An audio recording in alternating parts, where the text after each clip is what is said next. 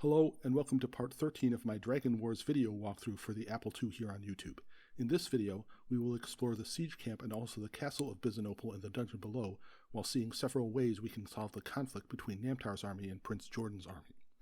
The final fight for the best ending won't be too hard, because we are overpowered and doing this later than probably intended, but it will still be fun, and it provides a nice story arc before the conclusion. I've provided links to my text guide and the relevant maps on GameFAQs in the summary below. So we go north into the siege camp, and we will have paragraph 87 saying the guards eye you with suspicion. There's no enemy camp to the north, probably a city, but we knew this if we looked outside, and so we just kind of walk around and map everything out. You have to say yes if you want to get into the camp, you want to be recruited. Paragraph 59 says there's been a siege for months, they figured you're cutthroats, and now I'm trying to escape to the south. These guys aren't trivial to knock off, so I'm using some spells here. This will probably be the toughest fight until the final fight. We will get dragon stones to recharge, and we could leave and come back, but we don't get gold, and the experience isn't as good as the goblins by the Bridge of Exiles, so we don't bother about that. There are some soldier fights here, but the siege camp is pretty sensibly laid out. It has a lot of 2x2 rooms, and it has some, well, what pass for stores. And so it won't take long to work through.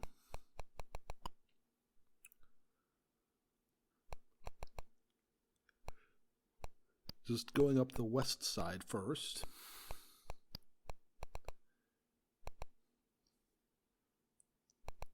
And back south in the center. And here is the healer, who is pretty much useless, but it makes sense to have one in the camp. Paragraph 90 is kind of funny. Buck Ironhead, who's the leader of the troops, says, "Don't bother us again, but if you do, then you get kicked to the north where you need to go next," which is a nice little warp. A priest of the universal god saying, "Namtar protect you." There's a contradiction there. Maybe they've been impressed into service. So the black market also doesn't have any good treasure when they say, well, you won't last 5 minutes out there. They just don't know. What's way more valuable is this treasure just to the east of the north area. The silver gloves are, I think, the best gloves in the game, and gloves are rare. You cannot buy them in a shop. So it's worth it to stop off here. The lance sword is a pretty good weapon actually, but it's not worth it at this stage. So we are just going down the east now. And you can see if we only have a couple of guards to knock out, it's not too bad. Here's another chest. The silver arrow is not useful, but we still want to look through stuff. And it is a 16 by 16 map, and we are covering 1 square per second at least. So this is going pretty fast. Especially since some of the squares on the edge are just inaccessible. Also, softened stone doesn't work. There's a reason for that you'll see later.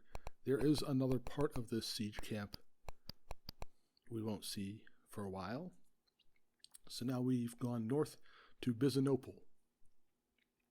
Paragraph 33 says, a King's Homer siege assault fails miserably. Lots of people die. That's what would have happened to you. And this Hydra is pretty tough.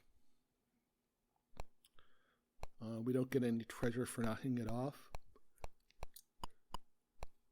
But why not?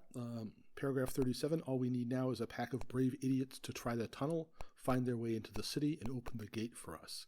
We are going to be stupid and silly enough to open the gate just to see all the possible branches. There are a couple ways to do this. And the defenders atop the walls, shooting arrows at us, take 1 hit point per turn. And here we are at the gate. it can only be unlocked from the inside, and it takes a while to get inside. We can either gain Byzanople's trust, the royal family's trust, or we can plow through a bunch of, well, they aren't really our enemies, but we make them our enemies when we attack them. So we use lockpicking here, and there's something in this back area which can help speed things up a bit.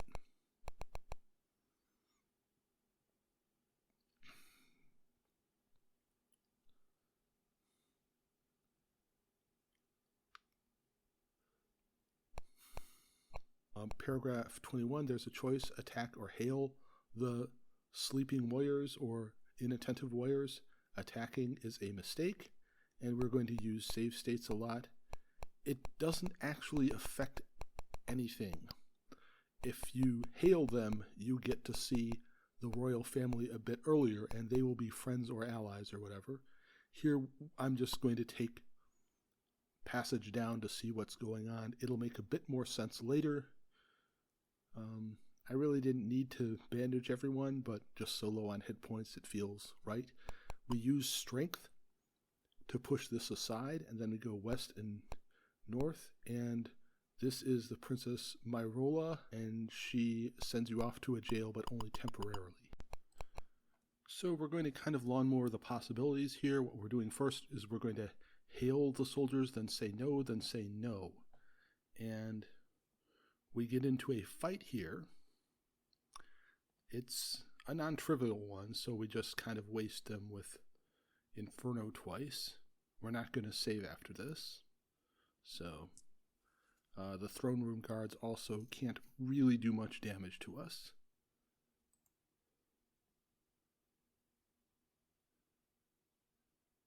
And sometimes it isn't always best to be king. So I reload, and then I hail, and then I say no, and then I say yes. And paragraph 109, he tells us of a secret passage to the siege camp. And we'll explore more of the dungeon later. This time, we hail them, and we say yes. And paragraph 21 is still an artifact. And also, we aren't going to worry about exploring too much yet. We're going to do that once everything worked. Here we're going down the stairs that the Namtar's forces told us, hey, this is how we get into the city. And I think we may have gone to the end before. There was a secret passage, and then we turned, and then okay, no need to fight, come along quietly. We're going to do a heel turn here where we fight through to the gate.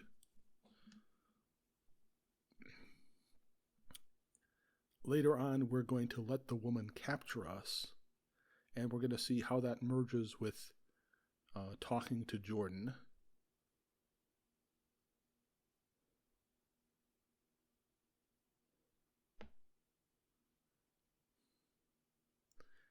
And the proclamation of peace.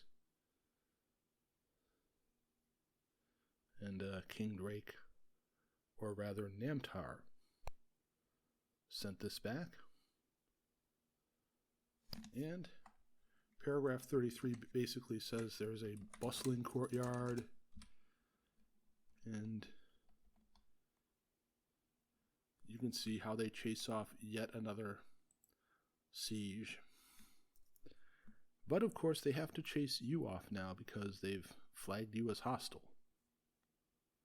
And our objective here is to get to the gate and unlock it from the other side.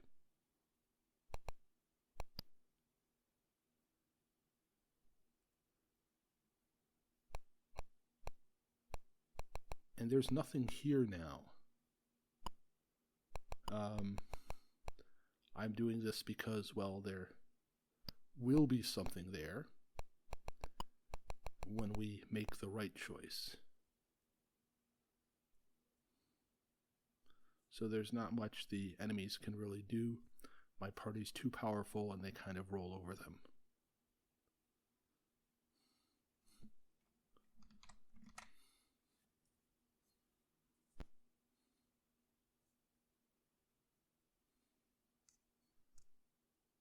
Don't really even need to use magic here, but I will to make things go quicker and not have too many guards call their friends. We stand before the main gate and we lockpick, and paragraph 71 says, your reward for helping Namtar is being thrown into a dungeon. So now, here in the right way, we loaded the save state we had before. We just sat around, and here Prince Jordan meets with us again. We've seen these two paragraphs, but we're sent to jail for a bit, and then they talk with us, and this time we're going to agree to help them, and well, there's still a possibility for a heel turn. The magic chain is nice. There's not much else. There are a few dragon stones. We haven't really used much magic. But what we could do is clear out. There is a crypt in here, we'll see in a bit. And we could use the dragon stones after that if we wanted to clear it out, but it's actually pretty risky.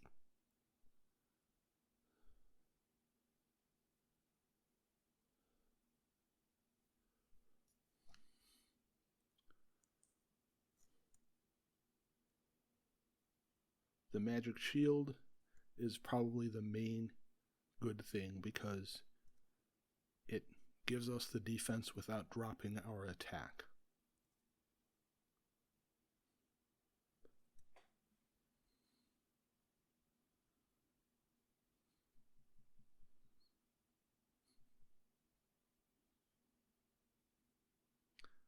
Yeah, I think one thing you've probably noticed through these 13, 14 parts is that item shuffling does take up a good chunk of the game, or the time with the game. If we didn't have that, we could be zipping around. And I suppose we really could do that if we wanted to replay, since we know where everything is and we know what the major items are. Again, if I had a list of that in my guide, it would make things easier to kind of rifle through all the items. And of course, the second time through, I wouldn't need to read all the spells. So we're just looking around here. This door is magically locked. Nothing can open it. That's because it was the jail where you were sent for a bit. And we'll want to ascend those stairs in a bit. However, first, just for curiosity's sake, we will pick a lock and go west. I swear it's west, even though I haven't cast guidance. The crypt is a 4 by, I think, 8 or so rectangle. At the bottom, there's some treasure, but the zombies can do some pretty serious damage.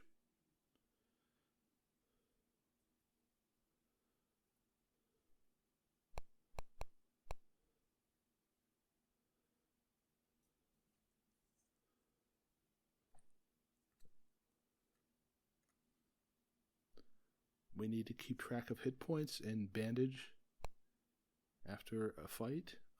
Magic Axe would be pretty good, but we have much better.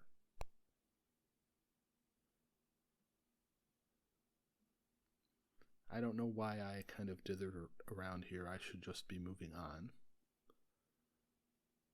But for Norm/Ulrich, it might be a good choice if you don't go to Dragon Valley first.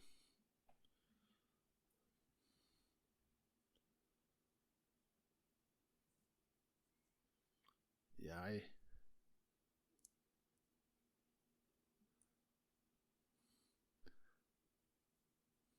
never did show what the mountain sword did or how you could equip it, I think you need mountain lore skill. Paragraph 111 is standard stuff about forgotten ancestral crypt, faint rattle of chains, a corpse drawing breath, so on and so forth. So we just verified that there is a passage to the siege camp, and now I have used a save state before opening the gate. Same ending as before, you're sent to the King's Home dungeon.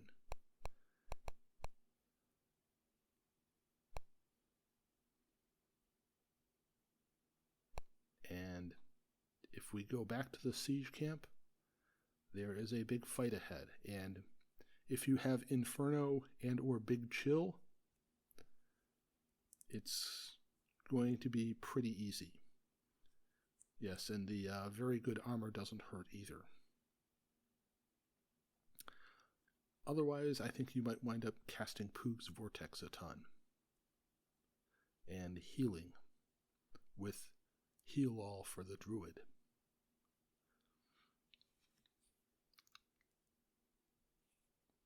And hooray! Jordan says, "We win!" And there is a plaque there. And the only downside is that we can't cast Soften Stone to get out quickly. But that's not a huge deal. So now we can open the gate safely without killing innocent people. Only Namtar himself is next. And so as I walk out of the siege camp, I'd like to say thanks for watching through, and if you've enjoyed this enough, giving a like or subscribing if you haven't already goes a long way in encouraging me to share more videos of fun games you may wish to revisit or didn't realize you missed. See you next video.